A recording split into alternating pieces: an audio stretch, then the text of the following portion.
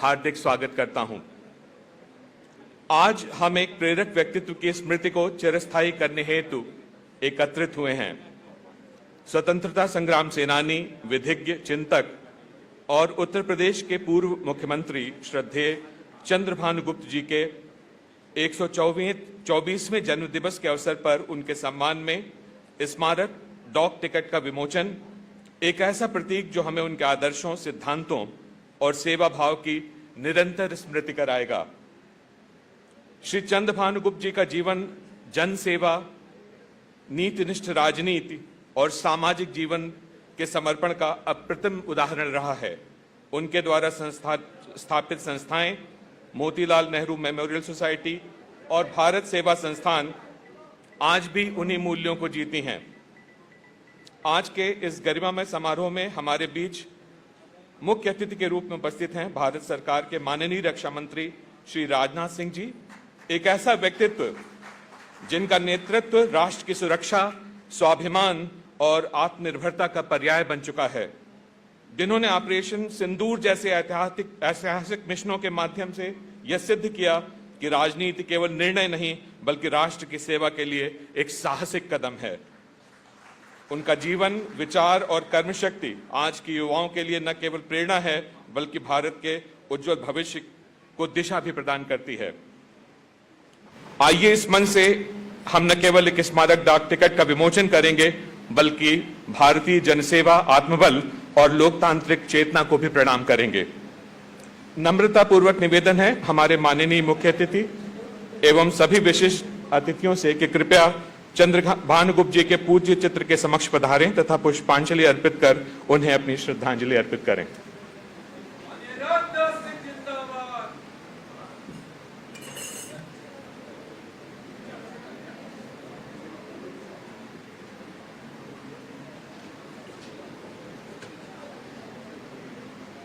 यह केवल पुष्प नहीं, हमारी गहन कृतज्ञता, सम्मान और स्मृति का सजीव प्रतीक है। चंद्रभानु गुप्त जी के आदर्शों को नमन करते हुए आइए हम सब एक साथ उन्हें कृतज्ञ हृदय से श्रद्धा सुमन अर्पित करें। अब मैं निवेदन करूंगा दीप प्रज्वलन के लिए। भारतीय परंपरा में किसी शुभ आयोजन का आरंभ दीप प्रज्वलन एवं वैदिक स्वस्ति वाचन से किया जाना मंगलकारी माना गया है। यह न केवल प्रकाश का प्रतीक है अपितु ज्ञान, ऊर्जा और संस्कारों की अखंड ज्योति का उद्घोष भी। दीप प्रज्वलन के साथ वैदिक स्वस्ति वाचन की प्रस्तुति करेंगे डॉक्टर सप्तर्षि मिश्र, साथ में ऋषि कुमार गण, तपोभूमि गुरुकुल, वैदिक संस्कृत विश्वविद्यालय लखनऊ।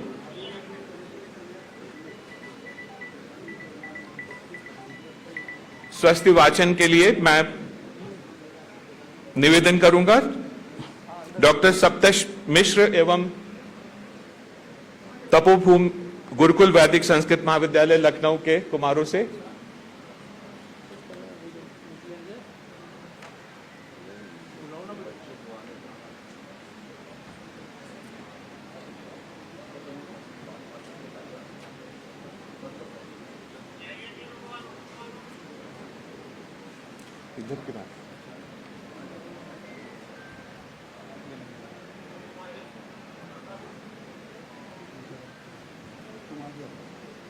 वैदिक स्वस्ति वाचन।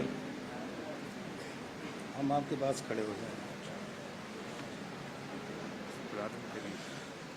हरि ओम मा चंद्रमा मनसो जातश्चक्षो सूर्यो अजायत श्रोत्राद् वायुश्च प्राणश्च मुखात् अग्निरजायत भद्रं कर्णेभिः शृणुयाम देवा भद्रं पश्येर्माक्षभिर्जजतराः स्थिरैरङ्गैस्तुष्टुवागुंसस्तनो भिर्व्यसेमहि देवहितं यदायुः शतमिन्नु शरदो अन्ति देवा जतरा नश्यकरा जरसन्तनूनां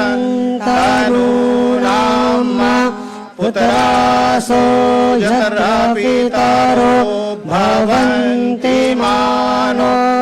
धियारिखता युर्गन्तो हरिः ॐ नमः पार्वती पतये हर हर महादेव। नमो नमः।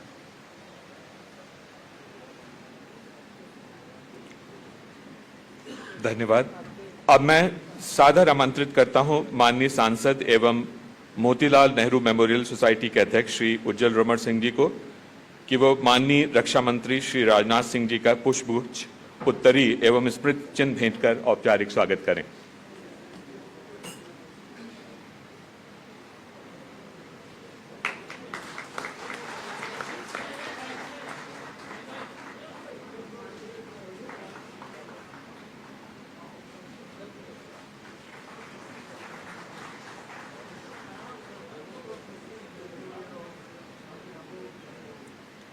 अब मैं सादर आमंत्रित करता हूं डॉक्टर अशोक वाजपेयी जी को, पूर्व राज्यसभा सदस्य एवं अध्यक्ष भारत सेवा संस्थान, कि वे उत्तर प्रदेश सरकार के माननीय उप मुख्यमंत्री श्री ब्रजेश पाठक जी का पुष्पगुच्छ, उत्तरी एवं स्मृति चिन्ह भेंट कर औपचारिक स्वागत करें।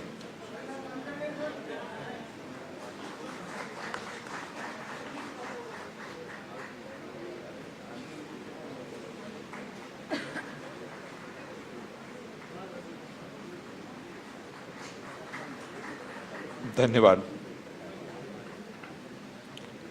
अब मैं सादर आमंत्रित करता हूं श्री राजेश सिंह जी को, महामंत्री मोतीलाल नेहरू मेमोरियल सोसाइटी, की कृपया वे मंच पर उपस्थित सभी विशिष्ट अतिथियों को पुष्पगुच्छ भेंट कर औपचारिक स्वागत करें। मंच पर उपस्थित श्री ब्रिजलाल जी, पूर्व डीजीपी उत्तर प्रदेश एवं संसद सदस्य राज्यसभा,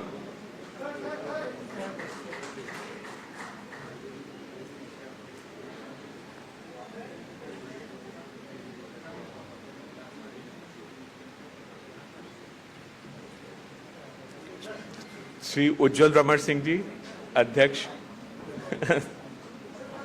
मोतीलाल मेमोरियल सोसाइटी,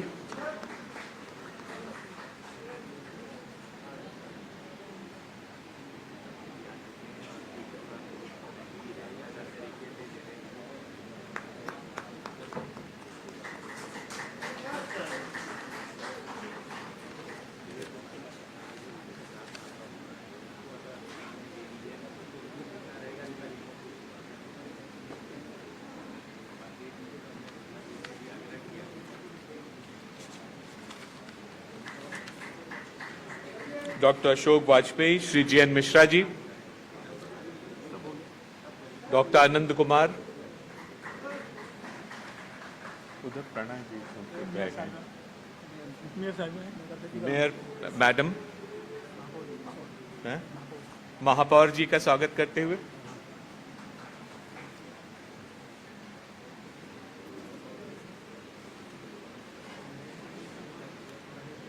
एवं post master general Pranay Kumar ji का स्वागत करते हुए श्री माननीय मुकेश शर्मा जी, माननीय आनंद द्विवेदी जी, पूर्व मंत्री मंत्री महेंद्र सिंह जी,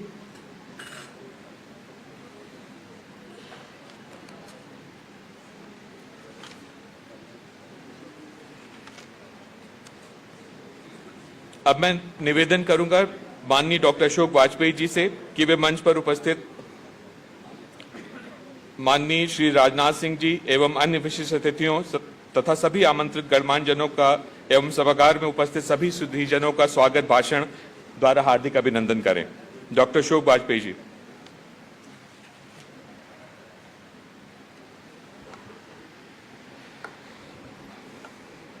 आज के कार्यक्रम के मुख्य अतिथि देश के यशस्वी रक्षा मंत्री परम आदरणीय श्री राजनाथ सिंह जी, मंच पर विराजित उत्तर प्रदेश के युवा जुझारू उप मुख्यमंत्री आदरणीय ब्रजेश पाठक जी, मोतीलाल मेमोरियल सोसाइटी के अध्यक्ष और सांसद कुंवर उज्जवल रमण सिंह जी, पूर्व मंत्री आदरणीय महेंद्र सिंह जी, मुकेश शर्मा जी, आदरणीय आनंद द्विवेदी जी, राजेश सिंह जी, डॉक्टर जेएन मिश्रा जी, महामंत्री भारत सेवा संस्थान, डाक विभाग के सभी अधिकारीगण, मंच पर बैठे हुए सभी सम्मानित अतिथिगण और आज के कार्यक्रम में पधारे हुए लखनऊ के सभी गणमान्य भाइयों बहनों, आज हम सबके लिए बड़ा सौभाग्यशाली दिन है कि जब हम उत्तर प्रदेश के पूर्व मुख्यमंत्री, जो 4 बार मुख्यमंत्री के रूप में जिन्होंने प्रदेश की सेवा करने का काम किया, आज उनकी जयंती की पूर्व संध्या पर 124वीं जयंती पर माननीय रक्षा मंत्री जी को मुख्य अतिथि के रूप में पाकर हम सब अपने को गौरवान्वित अनुभव कर रहे हैं कि क्योंकि माननीय रक्षा मंत्री जी का भी राजनीति के प्रारंभिक दिनों में गुप्ता जी के प्रति बड़ा अनुराग रहा है और ऐसे मुख्य अतिथि को माननीय गुप्ता जी की 124वीं जयंती पर अपने बीच पाकर हम सब आनंदित हैं। मित्रों, माननीय रक्षा मंत्री जी ने जिस तरह से देश का गौरव बढ़ाने का काम किया, ऑपरेशन सिंदूर के माध्यम से सारी दुनिया में भारत के शौर्य का जो प्रदर्शन हुआ है, आज भारतवर्ष के 140 करोड़ नर नारियों का सीना चौड़ा हो गया। ऐसे यशस्वी रक्षा मंत्री जी का स्वागत करते हुए लखनऊ की जनता अपने को धन्य समझती है। माननीय रक्षा मंत्री जी से मैं गुप्ता जी के बारे में चंद बातें कहना चाहूंगा। आज जब हम काकोरी क्रांतिकारियों के उस कार्य की सराहना करते हुए शताब्दी वर्ष मना रहे हैं, आपको स्मरण होगा कि 1925 में जब क्रांतिकारियों के पास पैसे का अभाव था और अंग्रेजों के खिलाफ आंदोलन चलाने के लिए पैसे की जरूरत थी, तब क्रांतिकारियों ने अंग्रेजों का खजाना लूटने का निर्णय लिया और काकोरी में ट्रेन रोक करके अंग्रेजों का खजाना जा रहा था, उस खजाना को लूटा और उससे देश की आजादी के आंदोलन को गति देने का काम किया। उस समय उन क्रांतिकारियों के लिए वकालत करने के लिए देश का कोई भी वकील आगे नहीं आया। श्रद्धेय गुप्ता जी नौजवान थे, ला करके निकले थे और जब उनको लगा कि इन देश के क्रांतिकारियों के लिए कोई भी देश का बड़ा अधिवक्ता आगे नहीं आ रहा, गुप्ता जी ने उस केस की अगुवाई की, पैरवी की, अपना वकालतनामा लगाया और अंग्रेज सरकार के खिलाफ बेखौफ होकर क्रांतिकारियों की वकालत करने के लिए आगे आए। बाद में और बहुत सारे नेता आए। तो आज उस घटना का भी यह शताब्दी वर्ष है। 9 अगस्त को काकोरी क्रांतिकारियों का काकोरी कांड के 100 वर्ष पूरे होंगे।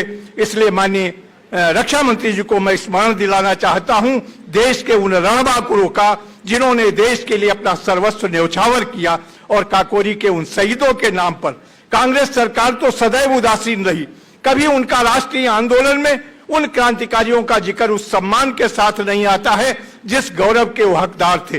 लेकिन कम से कम मैं उम्मीद करता हूं आपके नेतृत्व में उन क्रांतिकारियों को यथोचित सम्मान मिलेगा और मैं आपसे एक मांग भी करता हूं लखनऊ की ओर से, कम लखनऊ और देश की राजधानी में इस शताब्दी वर्ष में क्रांतिकारियों के नाम पर चाहे सड़क का नाम हो या पार्कों का नाम हो, कहीं कुछ ऐसा हो जिससे नई पीढ़ी उनके नाम से अपने को जोड़ सके। आज गुप्ता जी का हम लोग इसलिए स्मरण कर रहे हैं, उनका सारा जीवन समाज के लिए समर्पित रहा। यहां तक कि जिस घर में वो रहते थे वो घर भी वो समाज को दे गए और तमाम समितियों के माध्यम से, तमाम ट्रस्ट के माध्यम से, आज भी उन संस्थाओं के माध्यम से लखनऊ और प्रदेश की सेवा का काम अनवरत आगे बढ़ रहा है। आपके मंच पर मोतीलाल मेमोरियल सोसाइटी के अध्यक्ष कुंवर उज्ज्वल रमन सिंह जी, महामंत्री राजेश सिंह जी बैठे। भारत सेवा संस्थान का दायित्व तो मेरे पास है। इसी तरह से गंगा प्रसाद मेमोरियल सोसाइटी हो, यूपी टीबी एसोसिएशन हो, इन तमाम संस्थाओं के माध्यम से आज न जाने कितने शिक्षण संस्थान संचालित हैं, कितने अस्पताल संचालित हैं और लखनऊ में चलने वाली बड़े बड़े पुस्तकालय सारी गुप्ता जी की स्थापना के ही कारण आज लखनऊ में संचालित हैं। बड़े पैमाने पर समाज की सेवा करना, अपना सब कुछ समाज को समर्पित कर देना, यहाँ तक कि अपना आवास भी उन्होंने समाज को ही दे के गए, अपने परिवार रिश्तेदार के लिए कोई चीज नहीं। ऐसे व्यक्तित्व को हम सब स्मरण कर रहे हैं जो समाज के लिए जिया। गुप्ता जी ने कभी स्वाभिमान से समझौता नहीं किया। उन्होंने अपनी उसमें वसीयत में लिखा है कि मेरा सर कभी झुका नहीं, मेरा सफर कभी रुका नहीं। जिस स्वाभिमान के साथ प्रदेश के गौरव को बढ़ाने का काम गुप्ता जी ने किया, आज हम सब लोग उनको स्मरण कर रहे हैं। और माननीय रक्षा मंत्री जी, आपके आने से मैं समझता हूं उस महापुरुष की आत्मा को निश्चित रूप से शांति मिलेगी। आज उनकी मृत्यु के 45 वर्षों के बाद आज भारत सरकार से डाक टिकट जारी हो रहा है गुप्ता जी का। यह भी हम सब लोगों के सौभाग्य के क्षण हैं कि आपके करकमलों से श्रद्धेय गुप्ता जी का डाक टिकट जारी होगा। हम लोगों ने गुप्ता जी के नाम से एक सभागार, मोतीलाल सभागार का स्थापना की है, उसका भी अनावरण आप करेंगे और उससे माध्यम से भी तमाम सारे विशिष्ट बैठकें उस सभागार में हो सकेंगी। इस तरह से आज ये सोसाइटियां जो गुप्ता जी ने स्थापित की संचालित हैं। एक निवेदन में छोटा सा और करना चाहूंगा। बक्सी तालाब में चंद्रभान गुप्त कृषि महाविद्यालय है और बक्सी तालाब इंटर कॉलेज है। इन संस्थाओं की स्थापना आज से 77 वर्ष पहले 1948 में हुआ था। बक्सी तालाब इंटर कॉलेज की स्थापना। वहीं बगल में एयरफोर्स का स्टेशन है। वहां का जो हमारे विद्यालय भवन है वो कहीं नक्शे में एयरफोर्स की जमीन में आते हैं और जब यह बात संज्ञान में आई तो हमारे तत्कालीन प्रबंधक ने 3.5 हेक्टेयर जमीन जो जमीन हमारे क्षेत्र में आती थी उससे ज्यादा खरीद करके एयरफोर्स की बाउंड्री से दे दी, लेकिन आज तक उसका हस्तांतरण नहीं हो सका है और हमारा राजकीय चंद्रभान गुप्त कृषि महाविद्यालय और बक्सी तालाब इंटर कॉलेज दोनों भवन एयरफोर्स की सीमा के अंतर्गत आते हैं और उससे ज्यादा जमीन हम परचेज करके एयरफोर्स की बाउंड्री के सटी हुई ले चुके हैं। अगर ये प्रत्यावर्तन हो जाएगा तो हमारे बच्चे कम से कम इन विद्यालयों में 8,000 बच्चे शिक्षा ग्रहण कर रहे हैं, उनका भविष्य सुरक्षित हो सकेगा और ये काम भी आपकी ही अनुग्रह और कृपा से संभव हो सकता है। वैसे तमाम सारी इसमें कठिनाइयां आएंगी। ये भी मैं आपसे छोटा सा निवेदन करना चाहता हूं।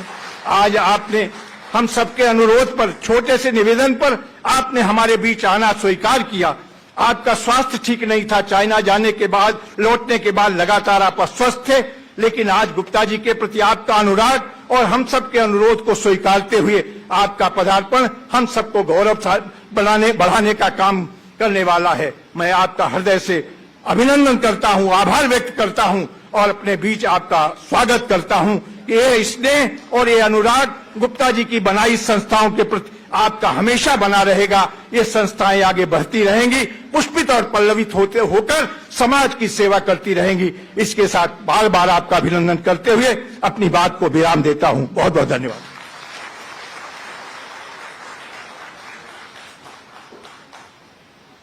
धन्यवाद सर। अब वह ऐतिहासिक एवं गर्वान्वित कर देने वाला क्षण उपस्थित है जब हम सभी की उपस्थिति में पूर्व मुख्यमंत्री श्रद्धेय श्री चंद्रभान गुप्त जी के यशस्वी जीवन एवं राष्ट्र निर्माण में उनके अविस्मरणीय योगदान को स्मरणीय एवं चिरस्थायी रूप प्रदान करने के स्मारक डाक टिकट का विमोचन होगा। Shri Pranab Kumar ji post master general Lucknow से अनुरोध है कि इस नाटक में सहयोग करें।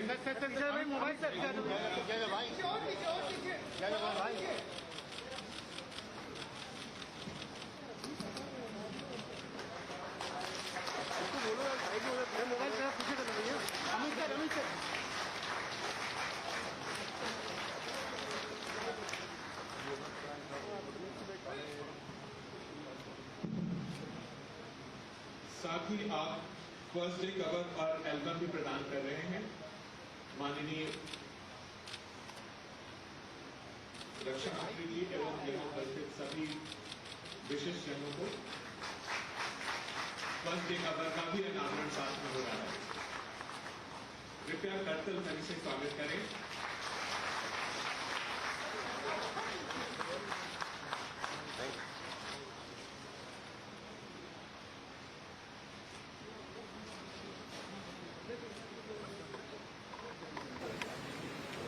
इसी अवसर पर मोती महल सोसाइटी परिसर में बनाए गए नवीन सभागार का भी लोकार्पण माननीय मुख्य अतिथि रक्षा मंत्री श्री राजनाथ सिंह जी द्वारा किया जाएगा। अब मैं निवेदन करता हूं कि मोती महल सोसाइटी परिसर में नवनिर्मित सभागार का औपचारिक लोकार्पण कर इस सांस्कृतिक और बौद्धिक धरोहर को जन समर्पित करें।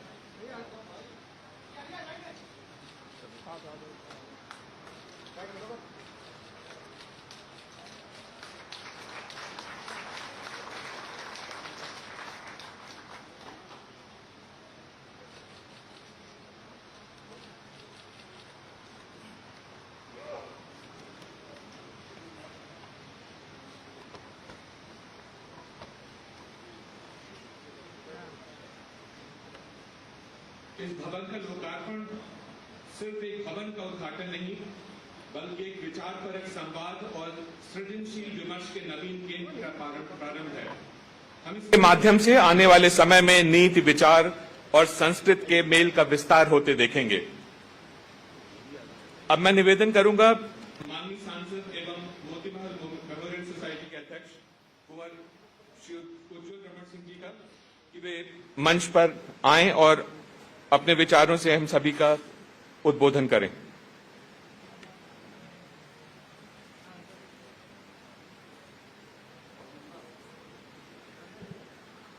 आज के कार्यक्रम के मुख्य अतिथि देश के रक्षा मंत्री आदरणीय राजनाथ सिंह जी, प्रदेश के उप मुख्यमंत्री आदरणीय ब्रिजेश पाठक जी, भारत सेवा संस्थान के अध्यक्ष आदरणीय डॉक्टर अशोक वाजपेयी जी, डॉक्टर महेंद्र नाथ सिंह जी, मुकेश शर्मा जी और जो लखनऊ की मेयर हैं सुषमा खरकवाल जी, राजेश सिंह जी जो महामंत्री हैं मोतीलाल मेमोरियल सोसाइटी, जैन मिश्रा जी भारत सेवा संस्थान के महामंत्री और अन्य गणमान्य लोग जो मंच पर उपस्थित हैं और मोतीलाल मेमोरियल सोसाइटी के संस्थापक सदस्यगण, भारत सेवा संस्थान के संस्थापक सदस्यगण और से सभागार में उपस्थित जितने भी गणमान्य लोग आज मौजूद हैं। आज हम लोगों के लिए हर्ष का विषय है कि देश के रक्षा मंत्री के माध्यम से आज जिस चीज का हम लोग 1995 से प्रयास कर रहे थे, जिसमें कुंवर रेवती रमन सिंह जी ने, डॉक्टर अशोक वाजपेयी जी ने, दाऊजी गुप्ता जी ने लगातार इसके निवारण के लिए प्रयास किया कि स्टैंप रिलीज हो और लगातार हम लोगों ने, जब से मैं चुनाव जीत कर गया तो उसका लगातार मैंने प्रयास पिछले 1 सालों में किया। उसकी परिणति है सबके सम्मिलित प्रयास के बाद आज ये दिन नसीब हुआ है कि श्रद्धेय गुप्ता जी के पर आज स्टैंप पर रिलीज माननीय रक्षा मंत्री जी ने किया है। अभी डॉक्टर अशोक वाजपेयी जी ने बड़े विस्तार से गुप्ता जी के बारे में उन बातों की चर्चा की। मैं बहुत ही संक्षेप में कहना चाहूंगा कि आदरणीय गुप्ता जी इस देश की एक महान धरोहर थे। श्रद्धेय गुप्ता जी वर्ष 1937 में, वर्ष 1946 में, 1952 में, 1961 में और 62 और 67 में वो उत्तर प्रदेश और 69 में उत्तर प्रदेश विधानसभा के सदस्य रहे। 1960 से 61 तक उत्तर प्रदेश विधान परिषद के भी सदस्य रहे और 1947 से 1959 तक विभिन्न मंत्रालयों के कैबिनेट मंत्री भी गुप्ता जी रहे और 1907 दिसंबर 1960 को प्रथम बार वो मुख्यमंत्री बने थे और 1970 तक 4 बार उन्होंने उत्तर प्रदेश के मुख्यमंत्री का पद सुशोभित किया। गुप्ता जी का व्यक्तित्व ऐसा था जिसके बारे में हमारी जितनी भी हम चर्चा करें उतनी कम है।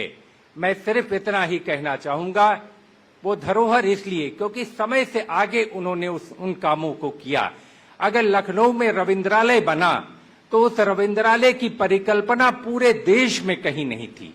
पूरे देश के किसी भी राज्य में किसी ने भी नहीं सोचा होगा कि रविंद्रालय, आज तो ऑडिटोरियम की सब बात करते हैं, लेकिन उस जमाने में जब रविंद्रालय तैयार हुआ, इसलिए मैं कहना चाहता हूं समय से पहले सोचने वाले।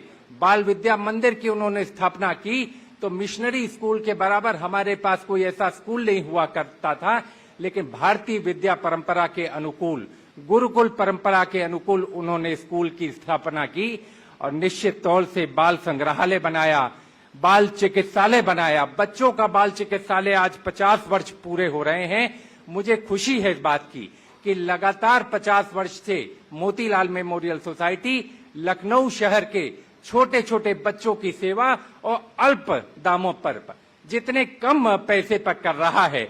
और मैं तो प्रयास, माननीय उप मुख्यमंत्री जी भी बैठे हैं, मैंने पहले भी आपसे चर्चा की थी कि उत्तर प्रदेश की ग्रांट में अगर इसको ले लिया जाए तो निश्चित तौर से इसको हम चलाने में हम और आगे बढ़ सकते हैं और गरीबों की सेवा और मजबूती के साथ कर सकते हैं।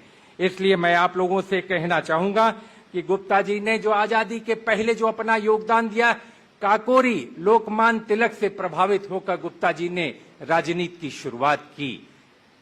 लोकमान्य गंगाधर जो तिलक जो है उनसे शुरुआत हुई और लगातार उन्होंने प्रयास किया। उन्होंने जो पढ़ाई की, मैट्रिकुलेशन की पढ़ाई करने के बाद लखीमपुर के धर्मशाला स्कूल में पढ़े थे। उसके बाद गवर्नमेंट स्कूल से प्रथम श्रेणी में उन्होंने मैट्रिकुलेशन पास किया था। 1921 में उन्होंने इंटर फाइनल की परीक्षा पास की। उसके बाद कैनिंग कॉलेज को विश्वविद्यालय का दर्जा, पहले लॉ ग्रेजुएट थे यहाँ के। लखनऊ विश्वविद्यालय के पहले लॉ ग्रेजुएट अगर कोई था तो वो गुप्ता जी थे। उसी के बाद उन्होंने काकोरी का मुकदमा लिया, जिसकी चर्चा आदरणीय अशोक वाजपेयी जी कर रहे थे। मैं सिर्फ आप लोगों से करना चाहूंगा कि ऐसा व्यक्तित्व जिसने अपने परिवार और अपने लिए नहीं, सामाजिक सरोकार के लिए सर्वस्व सब कुछ अपना जो है दान दे दिया, सब कुछ सामाजिक सरोकार के लिए काम करने का काम किया। मैं तो सिर्फ इतना कहूंगा, जो लोकमान्य तिलक से प्रभावित होकर जो व्यक्ति यहां तक पहुंचा और अंत में जिस वसीयत की चर्चा हमारे आदरणीय वाजपेयी जी कर रहे हैं, उसने सर्वस्व समाज को देने का, उन्होंने समाज को पहले आगे रखा, उन्होंने व्यक्ति को आगे नहीं रखा, उन्होंने समाज को बनाने का काम किया। जितनी भी संस्थाएं बनाई लखनऊ में, चाहे वो मोतीलाल मेमोरियल सोसाइटी के अंतर्गत हो या भारत सेवा संस्थान के अंतर्गत हो, उन्होंने समाज को अर्पित करने का काम किया और लगातार वो जनता की सेवा कर रही है। मैं सिर्फ इतना ही कहना चाहूंगा, आप बहुत व्यस्ततम समय में आपने हम लोगों को समय दिया है। हमारी सिर्फ आपसे दो ही आग्रह है। एक, हमारा रविंद्रालय जो सबसे पुराना ऑडिटोरियम लखनऊ का है, उसकी दशा दिन पर दिन खराब होती चली जा रही है। अगर आपका आशीर्वाद मिला तो निश्चित तौर से उसको भारत सरकार से ग्रांट दिलाकर हम बेहतर बनाने का प्रयास करेंगे। आपका आशीर्वाद हमको चाहिए। दूसरा, जिस कॉलेज में हम बैठे हुए हैं, 1974 में इस कॉलेज की स्थापना हुई और ये लखनऊ का एकमात्र ऑटोनोमस कॉलेज है, एकमात्र लखनऊ का, और पूरे उत्तर प्रदेश में मात्र 8 कॉलेज ऐसे हैं। नैक का 2 बार ए का एक्रेडिशन इस कॉलेज का हो चुका है। 6,500 बच्चे यहां से पठन पाठन करते हैं और उच्च कोटि की गुणवत्ता युक्त शिक्षा।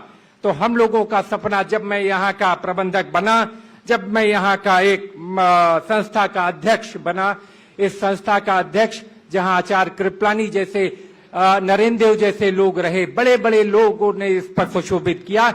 11 ऐसे लोग थे, 12 ऐसे लोग थे 13 लोगों में, जिन्होंने स्वतंत्रता संग्राम में अपना आहुति दी है।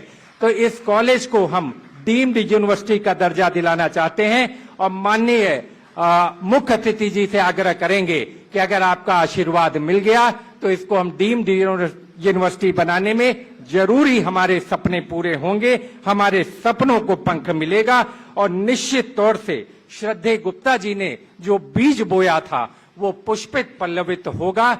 इसी उम्मीद और विश्वास के साथ कि आपने हमारे लिए, हमारी संस्थान के लिए, हमारे श्रद्धेय गुप्ता जी के लिए आपने समय निकाला, पूरी संस्थान की तरफ से, हम मोतीलाल मेमोरियल सोसाइटी की तरफ से, हम भारत सेवा संस्थान की तरफ से दिल की गहराइयों से आपका आभार और बहुत बहुत धन्यवाद।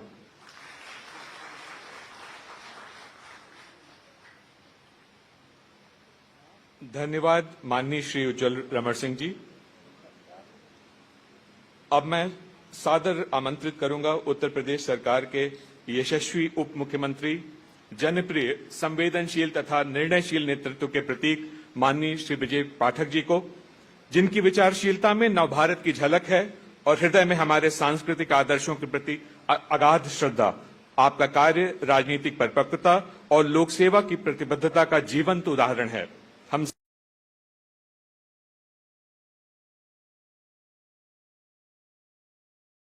सब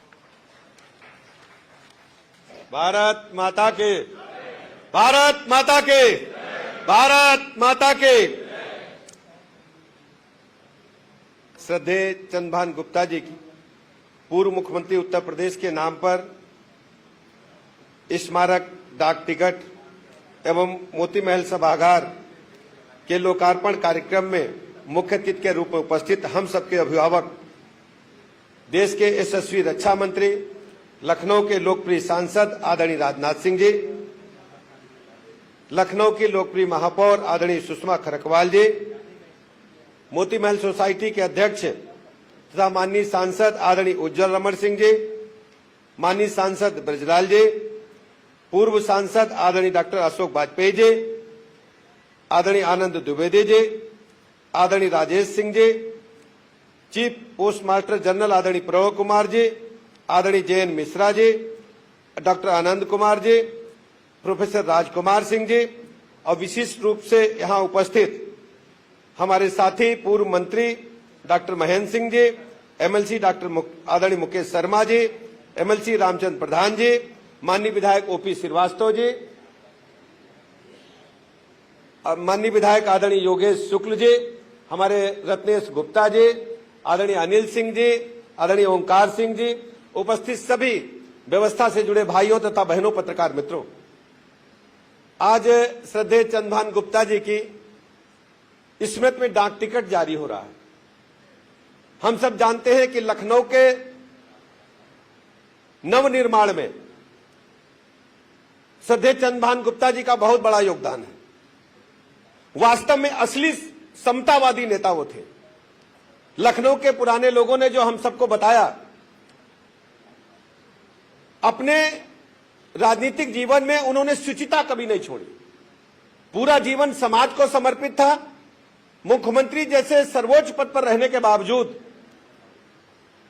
कभी भी उन्होंने अपने दरवाजे आम जनता के लिए बंद नहीं किए, लगातार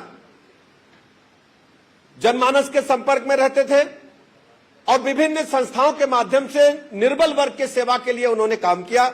शिक्षा क्षेत्र में आज भी संस्थाएं उनका कार्य को आगे बढ़ा रही हैं, चिकित्सा संस्थानों के रूप में आगे बढ़ा रही हैं।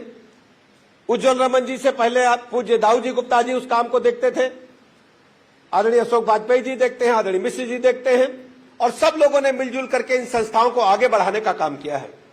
हम सब जानते हैं जिस कॉलेज में हम आज इस कार्यक्रम का आयोजन कर रहे हैं, नेशनल पीजी कॉलेज लखनऊ विश्वविद्यालय से संबंध है। एक जमाने में यह कॉलेज उपेक्षा का शिकार था, लेकिन मुझे कहने में गर्व है, आज विद्यालय लखनऊ विश्वविद्यालय से भी बेहतर शिक्षा का केंद्र बनकर के उभरा है और यहां पर बच्चे जो प्रवेश लेते हैं वो अच्छी ढंग से शिक्षा ग्रहण करके अपने सामाजिक जीवन के साथ साथ उच्च शिक्षा के क्षेत्र में बाहर भी जाने का काम कर रहे हैं और अच्छे सेवाएं भी प्रदेश को देने का काम कर रहे हैं।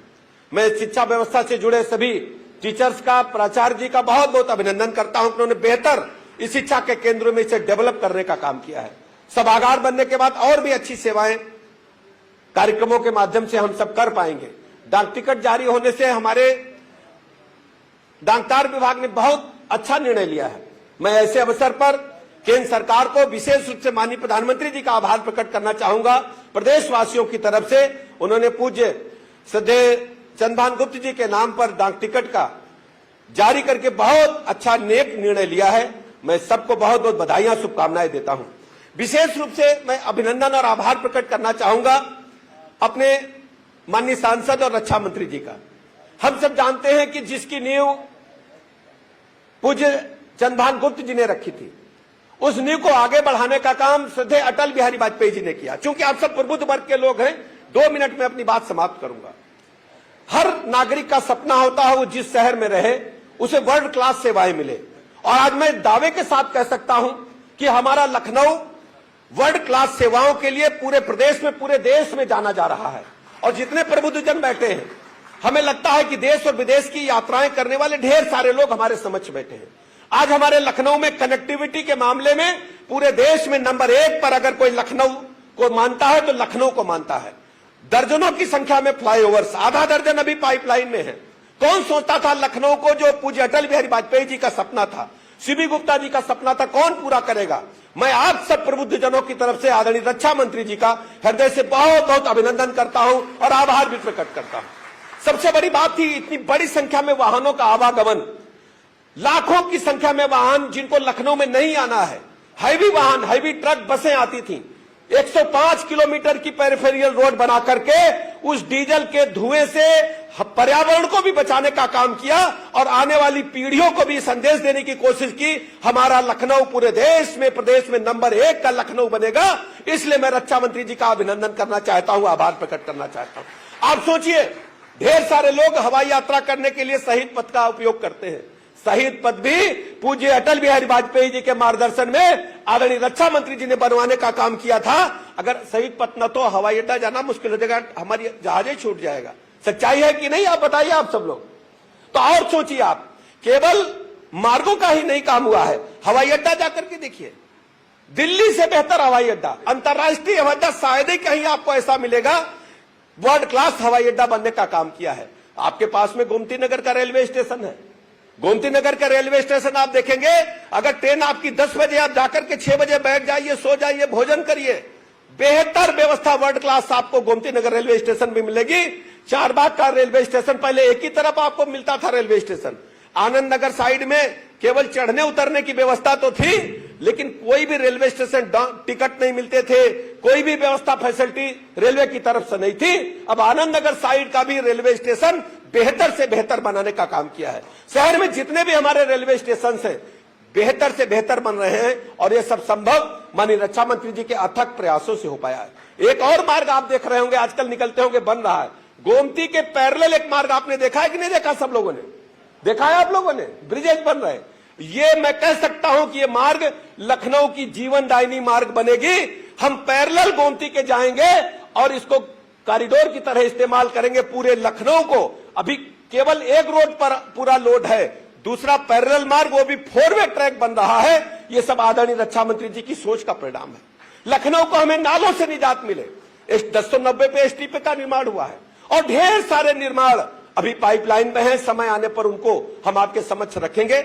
हम आप सब प्रबुद्ध नागरिकों की तरफ से अपने लोकप्रिय सांसद, देश के यशस्वी रक्षा मंत्री जी का हृदय से अभिनंदन करते हैं, आभार प्रकट करते हैं। और पूज्य सीबी गुप्ता जी के स्मृति में जो डाक विभाग ने स्मारक डाक टिकट जारी किया है, उसके लिए हम केंद्र सरकार का हृदय से बहुत बहुत आभार प्रकट करते हैं। और हम सब उम्मीद करते हैं कि लखनऊ के नागरिक मिलकर के अपने शहर को स्वच्छ और व्यवस्थित बनाने के लिए, वर्ल्ड क्लास सिटी बनाने के लगातार काम करते रहेंगे। स्वास्थ्य क्षेत्र में अभूतपूर्व विकास हुआ है। आप जानते हैं कि हमारा पीजीआई पूरे देश में नंबर 1 बनने की तरफ तेजी के साथ कदम आगे बढ़ रहा है। केजीएमसी में भी बेहतर सुविधाएं हमें मिल रही हैं।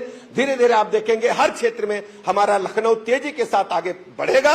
और आज स्वच्छता में अब तो 5वें नंबर पर आ गया है। और आप सबसे अपील है कि अपने आसपास को स्वच्छ वातावरण बनाएं, हम शीघ्र ही नंबर 1 पर आएं। आप सबका बहुत बहुत आभार, अभिनंदन।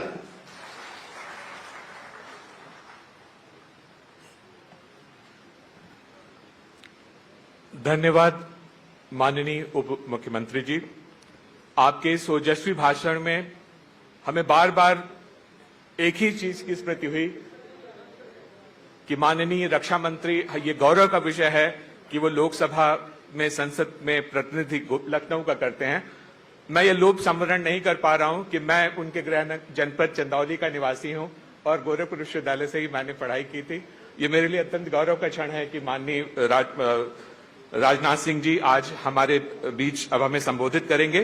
अब हम उस ऐतिहासिक क्षण के साक्षी बनने जा रहे हैं जब मंच पर पधारेंगे आज के मुख्य अतिथि, भारत सरकार के रक्षा मंत्री माननीय राजनाथ सिंह जी। वह व्यक्तित्व जो राष्ट्रनीति में संयम का, संस्कृति में श्रद्धा का और सुरक्षा में संकल्प का पर्याय हैं। एक शिक्षक से राष्ट्र सेवक तक उनका सफर सादगी, सेवा और संकल्प का प्रतिबिंब है। उनकी राजनीति दृष्टि, स्पष्टता ने भारत को वैश्विक मंच पर नई पहचान दी है। स्वागत है माननीय, करतल ध्वनि से कृपया स्वागत करें हमारे प्रेरणा स्रोत, राष्ट्र सेवक और वर्तमान भारत के महान शिल्पी माननीय श्री राजनाथ सिंह जी का। आ गए हमारे उत्तर प्रदेश के उप मुख्यमंत्री श्रीमान ब्रजेश जी पाठक, पूर्व सांसद एवं अध्यक्ष भारत सेवा संस्थान मेरे मित्र डॉक्टर अशोक कुमार जी वाजपेयी, प्रिय उज्जवल रमण सिंह सांसद एवं अध्यक्ष मोतीलाल मेमोरियल सोसाइटी, श्री ब्रजलाल जी सांसद, श्रीमती सुषमा खरकवाल महापौर, Shri Anand Dwivedi, Shri Rajesh Singh, Shri J N Mishra, doctor Mahendra Singh, Shri Mukesh Sharma, Shri Ramchandra ji Pradhan, Shri Yogesh Shukla, Shri O P Srivastava, Shri Pranav Kumar, chief post master general doctor Anand Kumar Singh, director डाक सेवाएं और श्रीमान दिवाकर जी त्रिपाठी। देवियों व सज्जनों, हम सभी जानते हैं कि उत्तर प्रदेश भारत की राजनीति का एक प्रमुख केंद्र है। कहते हैं दिल्ली का रास्ता उत्तर प्रदेश से जाता है। कहते हैं, और यही वह भूमि है जिसने देश को उसका पहला प्रधानमंत्री दिया था, और यही वह धरती है जहां से पहली महिला मुख्यमंत्री भी चुनी गई थी। साथियों, यह राज्य भारत की राजनीति की दिशा तय करता है, और यहाँ के लोगों ने, यहाँ जन्मे आंदोलनों ने और नेताओं ने न केवल राज्य को बल्कि पूरे देश को एक नई दिशा दी है। जब भी हम उत्तर प्रदेश के गौरवशाली अतीत की चर्चा करते हैं तो चंद्रभान गुप्ता जी का नाम स्वाभाविक रूप से बहुत ही प्रमुखता के साथ सामने आता है। साथियों, आज का यह अवसर मैं मानता हूं केवल एक डाक टिकट के विमोचन का कार्यक्रम नहीं है, बल्कि यह देश के और उत्तर प्रदेश के एक ऐसे राजनेता को सच्ची श्रद्धांजलि है जिसने अपने जीवन को राजनीति के उच्चतम आदर्शों के लिए समर्पित कर दिया। आज उनके सम्मान में जारी यह टिकट आने वाली पीढ़ियों को भी यही संदेश देगा, ऐसा मेरा विश्वास है। आज जब हम डाक टिकट जारी किए हैं तो यह केवल चंद्रभान गुप्ता जी के नाम का ही सम्मान नहीं है, यह उनके उच्च जीवन मूल्यों का भी सम्मान है। यह एक संदेश है कि भारत की राजनीति में सेवा, सादगी और ईमानदारी का महत्व रहा है और आगे भी इसका महत्व रहेगा ही। आप जानते हैं, जब हमारा देश आजाद हुआ और संविधान लागू हुआ और आधुनिक लोकतंत्र की नींव पड़ी, उस समय हमारा देश कई बड़ी बड़ी समस्याओं से जूझ रहा था। उस समय शासन और प्रशासन की चुनौतियां और जिम्मेदारियां भी बहुत बड़ी थीं। उस समय के नेताओं ने न सिर्फ शासन चलाया बल्कि शासन व्यवस्था को व्यवस्थित और स्थापित भी उन्हें करना था। उनके समक्ष एक बहुत बड़ी जिम्मेदारी थी। ऐसे चुनौतीपूर्ण समय में चंद्रभान जी गुप्ता ने उत्तर प्रदेश के पहले दो मुख्यमंत्रियों पंडित गोविंद बल्लभ जी पंत और डॉक्टर संपूर्णानंद जी के कैबिनेट में उन्होंने कार्य किया। वे स्वयं भी 4 बार मुख्यमंत्री रहे। जब वह पहली बार उत्तर प्रदेश के मुख्यमंत्री बने थे तो उन्होंने सबसे पहले ही दिन सभी मंत्रियों के वेतन और भत्ते कम करने का काम किया था, जिससे मितव्ययिता को स्वाभाविक रूप से बढ़ावा दिया जा सके और सरकार के खर्च को कम किया जा सके। यह कोई छोटी बात नहीं थी, किसी मुख्यमंत्री का छोटा कदम नहीं था, लेकिन उसे उन्होंने प्रभावी तरीके से लागू कराया। ऐसा भी कहा जा सकता है कि आज जो प्रशासनिक व्यवस्था देश और प्रदेश में जो चल रही है उसकी नींव बनाने में चंद्रभान गुप्ता जैसे लोगों का बहुत बड़ा योगदान रहा है। उन्होंने प्रशासन और राजनीति में सेवा की भावना की एक परंपरा डाली है और जनता के हितों को सबसे ऊपर रखने का मंत्र भी राजनीतिक क्षेत्र में काम करने वाले लोगों के लिए उन्होंने दिया है।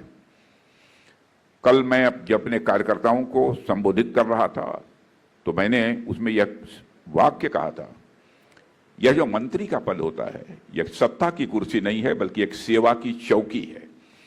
तो सचमुच सत्ता के पद को, मंत्री पद को, मुख्यमंत्री पद को उन्होंने के शासन का कोई बड़ा पद माना हो, बड़ी जिम्मेदारी नहीं मानी हो, बल्कि एक सेवा के चौकी के रूप में आजीवन चंद्रभान जी गुप्ता ने उसका निर्वाह किया है। देवियों और सज्जनों, चंद्रभान गुप्ता जी उत्तर प्रदेश जैसे बड़े राज्य के मुख्यमंत्री बने, लेकिन उनका दृष्टिकोण और उनका एजेंडा कभी क्षेत्रीय स्तर का नहीं रहा, हमेशा वह राष्ट्रवादी रहा है। क्योंकि चंद्रभान गुप्ता जी स्वतंत्रता संग्राम की अग्नि परीक्षा से निकले हुए राजनेताओं में से एक थे। उन्होंने आजादी के आंदोलन में भी सक्रिय रूप से अपनी भूमिका निभाई थी। साथियों, वह उन लोगों में थे जिन्होंने अंग्रेजों की गुलामी की बेड़ियों को तोड़ने का सपना देखा था और उसके लिए संघर्ष भी किया था। 17 वर्ष की उम्र में चंद्रभान जी स्वतंत्रता आंदोलन में भाग लेने के लिए उतर आए थे। उन्होंने रोलेट एक्ट के खिलाफ प्रदर्शन में भी हिस्सा लिया था। चंद्रभान जी साइमन कमीशन के विरोध में भी खड़े हुए थे। वह स्वतंत्रता आंदोलन में अनेकों बार जेल भी गए थे। वह पंडित मदन मोहन मालवीय जी के साथ भी जेल में रहे थे। उन्होंने समाज में चेतना जगाने और अंग्रेजी हुकूमत को समाप्त करने के लिए अपने जीवन को समर्पित किया था। आज हम सभी इस कार्यक्रम के लिए लखनऊ में एकत्रित हुए हैं। चंद्रभान गुप्त जी ने लखनऊ विश्वविद्यालय से ही वकालत की पढ़ाई की थी, जैसा वाजपेयी जी ने बताया, और हम सभी जानते हैं कि लखनऊ भारत की आज़ादी के आंदोलन का एक प्रमुख केंद्र प्रारंभ से ही रहा है। अगस्त 1925 में लखनऊ के करीब एक रेलवे स्टेशन पर ऐसी घटना हुई जिसने अंग्रेजी हुकूमत की नींव को हिलाकर रख दिया था। आज़ादी की लड़ाई लड़ रहे क्रांतिकारियों ने काकोरी रेलवे स्टेशन के करीब भारत की आज़ादी के लिए ब्रिटिश खजाना लूटा था, जिसमें राम प्रसाद बिस्मिल जी, अशफाकुल्लाह खां और सचिन नाथ बख्शी जैसे क्रांतिकारी भी शामिल थे। साथियों, काकोरी कांड में कई लोगों को गिरफ्तार किया गया था और इन सब पर ब्रिटिश सरकार ने मुकदमा चलाया था। कई बड़े नेता जैसे मदन मोहन मालवीय जी, लाला लाजपत राय जी इन क्रांतिकारियों के समर्थन में उस समय खड़े हुए थे।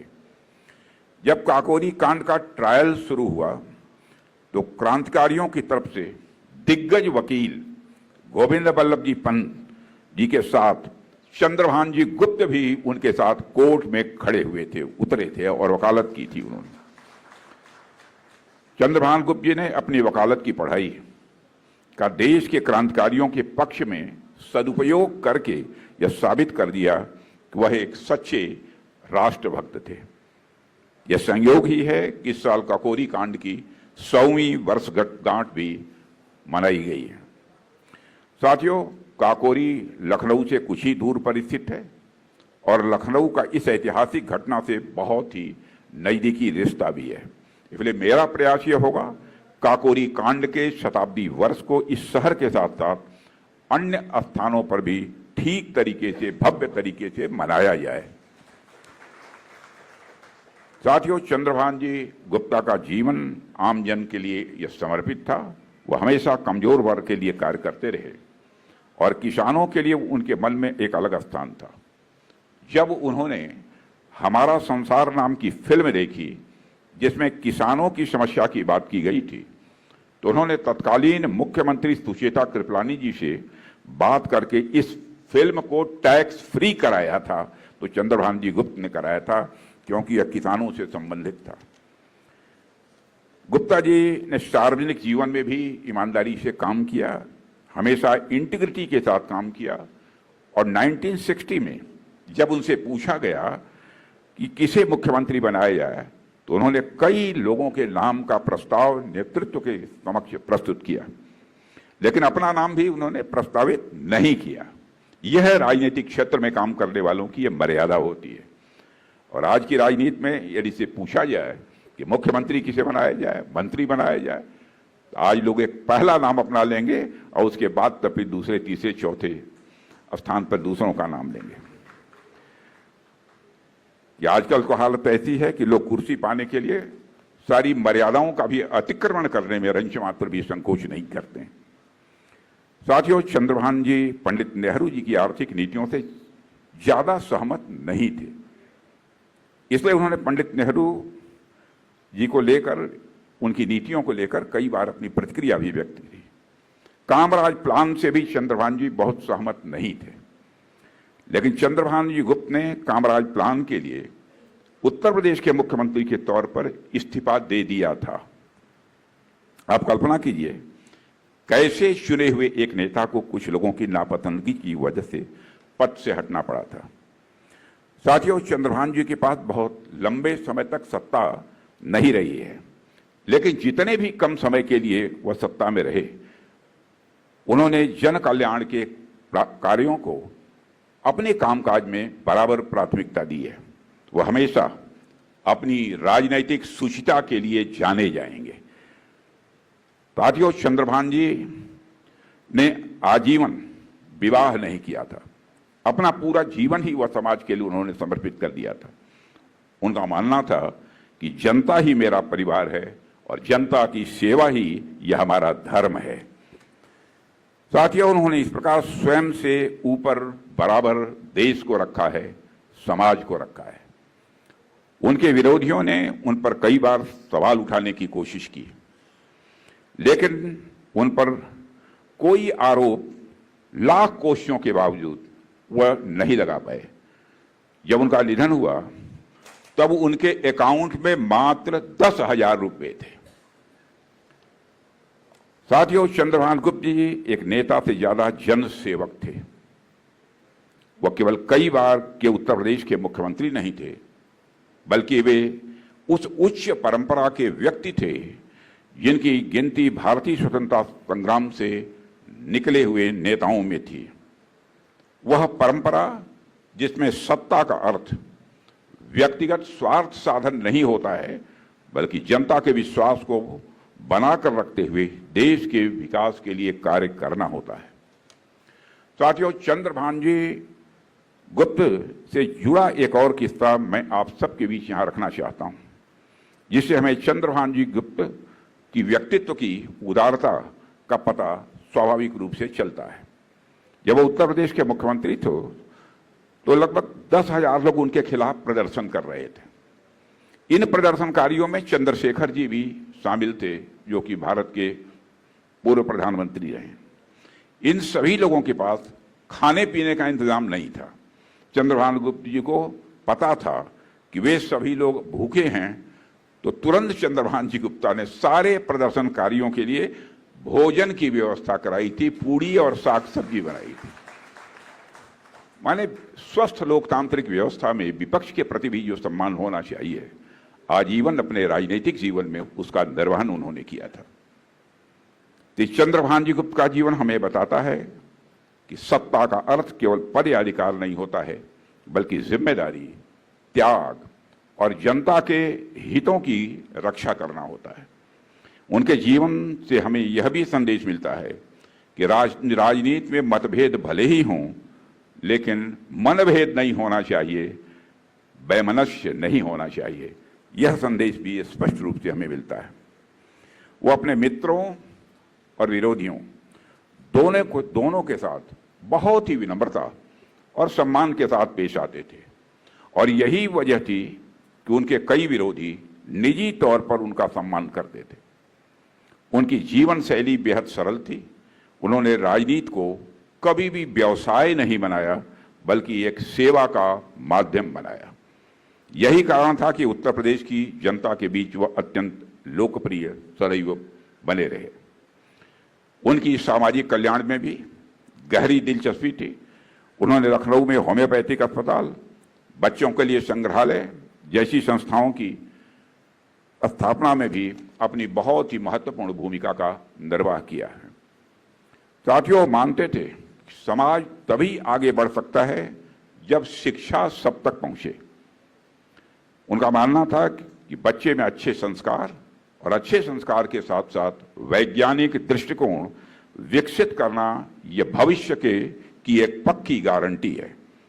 इसलिए उन्होंने छात्रावास, बाल विद्यालय, पुस्तकालय जितना भी हो सकता था सत्ता में रहते हुए और सत्ता से बाहर रहते हुए उन्होंने बढ़ावा दिया। साथियों, आज उत्तर प्रदेश में भी मैं कह सकता हूं कि यहाँ के मुख्यमंत्री जी भी उत्तर प्रदेश विकास की एक नई कहानी लिखने की अपनी तरफ से भरपूर कोशिश कर रहे हैं।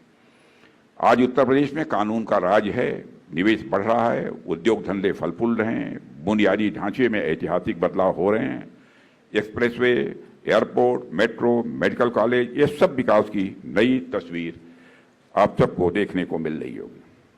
देश की सुरक्षा, उत्तर प्रदेश की सुरक्षा व्यवस्था में भी योगदान बड़ा है उत्तर प्रदेश का। मैंने पहले भी कहा है, उत्तर प्रदेश की धरती पर आज मैं समझता हूं कि कम से कम कोई बदमाश सीना तान कर चलने की हिम्मत नहीं कर सकता है।